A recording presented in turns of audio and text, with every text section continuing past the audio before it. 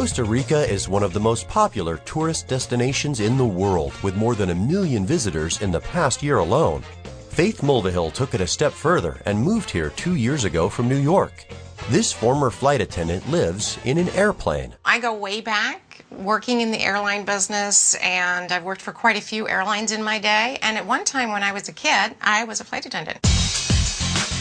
The 727 Fuselage has 2 outdoor decks, a kitchen and breakfast area, a sitting area, 2 bedrooms, 2 baths, and something you don't see in every home, a cockpit. Faith's architect is Alan Templeton. He got the idea to make a fuselage home on a pedestal from a magazine article. But there was a catch. When I asked the man if I could go see one of his homes, he told me it was all just photoshopped and there was no home and there were no pictures. And so I decided at that point that I'm going to do this.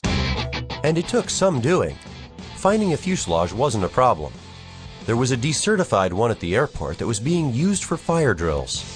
The plane was just full of all sorts of melted down tires, and you can see how much smoke there was. But fortunately, the aluminum was pretty tough and it withstood the fires. The most difficult thing, of course, was moving the plane. We had to take out tens of thousands of rivets. Once the 40,000 rivets were removed and the plane was in pieces, 5 18-wheel trucks moved the fuselage to Alan's property. It sat in the parking lot for over 2 years as we were trying to figure out what to do with our new little monster. People were obviously laughing. Who's the insane gringo? That made us think, okay, we have to make it work so that people stop talking. Alan brought in a 90-ton crane and lifted the fuselage onto 3 pedestals.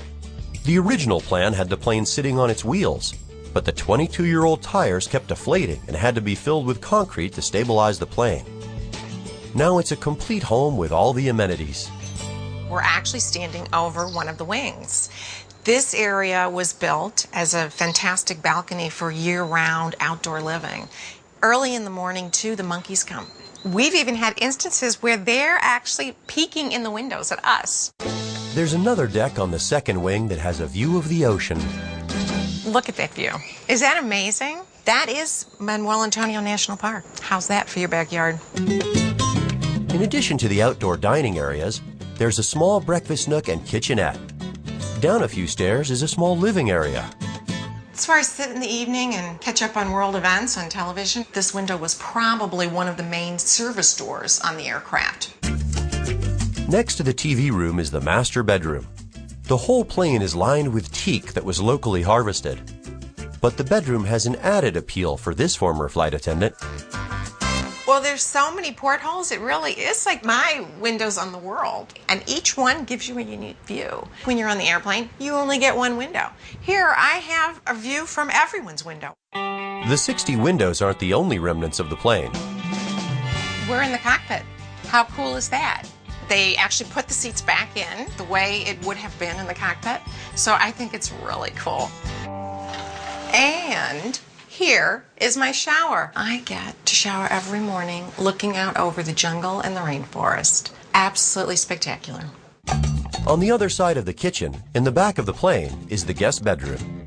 Since moving to Costa Rica, I get a lot of guests, and my kids come down to visit me a lot too. It's lovely in Costa Rica. Faith's favorite part of the house is in the guest bathroom. Faith created a skylight from the space that was formerly occupied by the turbine engine. This shower opens to what used to be the tail of the aircraft. It was actually chopped off, and that's what we're looking at. Once offering a view from the clouds, this fuselage is now a luxurious home that has landed safely and permanently in the rainforest of Costa Rica.